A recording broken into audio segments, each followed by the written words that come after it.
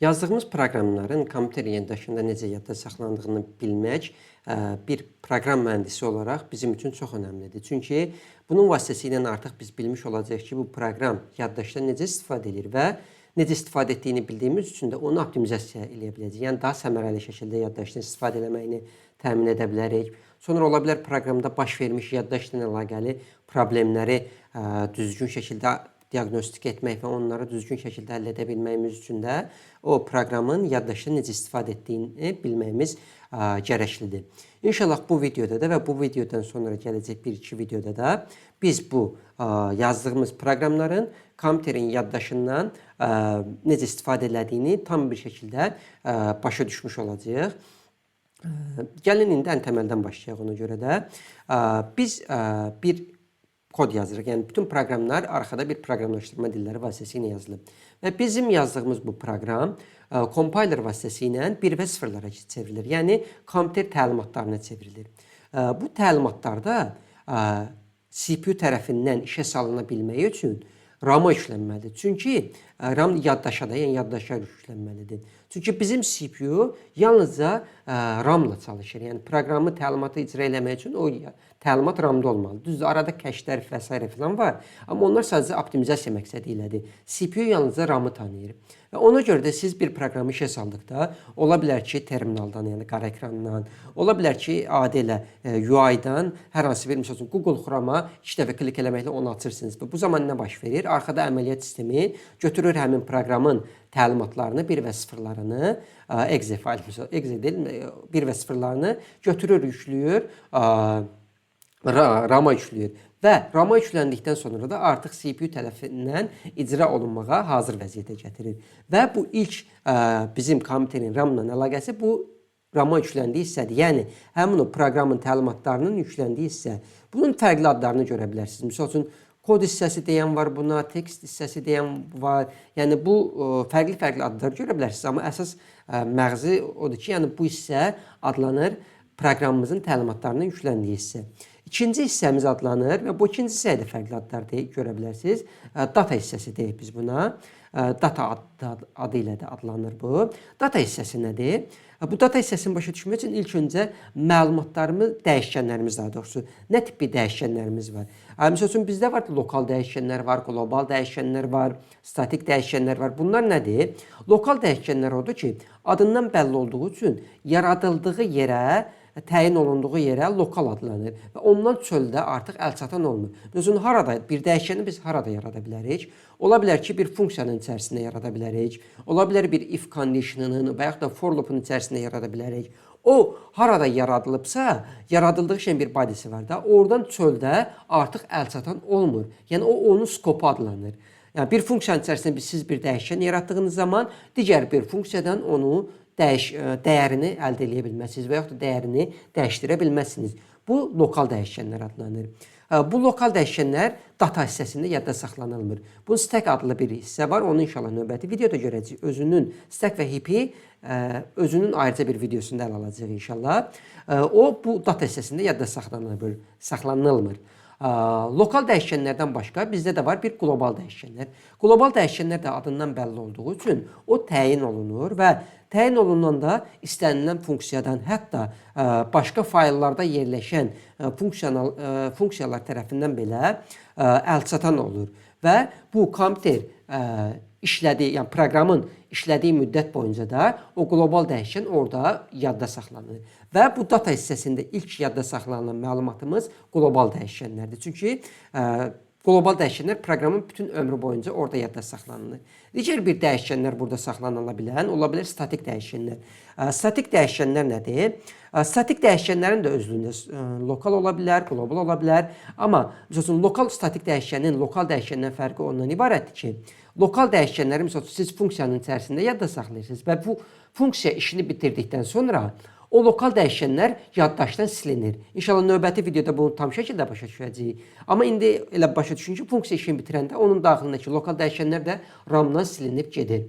Amma lokal statik dəyişkənlər isə odur ki, onu da funksiyada çöldə çağıra bilməzsiniz. Amma funksiya işini bitirdikdən sonra belə həmin o statik dəyişkən RAM-da yadda qalmağa davam eləyir. Və növbəti dəfə eyni funksiya çağırıldıqda, deyək ki, funksiya işini bitirəndən sonra dəyəri 20 idi. Funksiya yenidə işə başlayanda yenə də 20 olaraq yadda davam edəcək həmin dəyişkən. İndi bu proqramlaşdırma dilləri olmadığı üçün, proqramlaşdırma dili dərsi olmadığı üçün bu fərqlərinə detaylı girmirəm, amma ümumi temanı siz başa düşdünüz. Və bu data hissəsində də bizim qlobal və statik dəyişənlərimiz yadda saxlanılır. Çünki bu qlobal və statik dəyişənlər nədir? Proqramın işlədiyi müddət boyunca neçə vaxt işləyirsə, həmişə kompüterin yaddaşında qalır. Lokal dəyişənlər isə funksiyanın ömrü boyuncadır. Funksiya işini bitirən kimi o da RAM-dan silinir. Ona görə lokal dəyişənlər bu data hissəsində yadda saxlanılır. Onlar harda yadda saxlanılır? O isə stack adlanan bir hissə var. Stack hissəsində yadda saxlanılır. Və bu stack-i də inşallah dediyim kimi növbəti videoda əl alacağıq. Stack hissəsindən başqa bizim də başqa bir var. Heap hissəsi. Heap hissəsi var. Bu heap hissəsində inşallah növbəti videoda biz yenə də bunu əl alacağıq.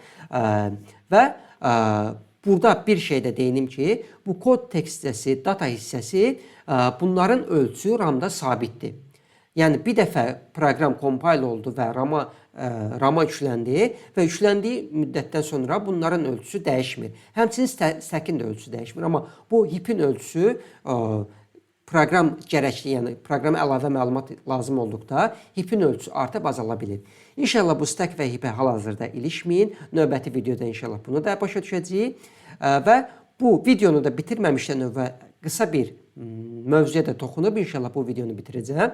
O mövzuda nədir? Dəyişkənlər RAM-da necə yadda saxlanılır? Bizdə modern sistemlər, modern kompüterlərdə modern sistemlər byte addressable yaddaşa malikdir. Yəni byte addressable nə deməkdir? Yəni 1 byte 8 bit deməkdir də. Elə bil ki, virtual olaraq hər bir 8-li bit qruplaşdırılıb, yəni 1 byte şəklində qruplaşdırılıb və hər bir byte-ın da öz adresi var. CPU hər bir byte-a, məsəl üçün, hər bir byte-dan məlumat yadda saxlaya bilər, spesifik bir byte-ın məlumatını oxuya bilər və s. Byte-byte o RAM-la çalışa bilir. Məsəl üçün, bu 0-cı byte-dır, yəni adresi 0-dır, bunun adresi 1-dir, bunun 2-dir, məsəl üçün, bunun adresi 200-dür, bunun adresi 201-dir və s. Və dəyişkənlər necə yadda saxlanılır bəs? Biz bir çox proqramlaşdırma dilində dəyişkənlər yaradan zaman, misal üçün, int a bərabərdir 10. Belə bir dəyişkən yaratdıq və dəyərini də 10-a bərabər elədik bunun. Burada nə edirik biz? Onun data tipini verdik, yəni məlumatın növünü verdik, integer.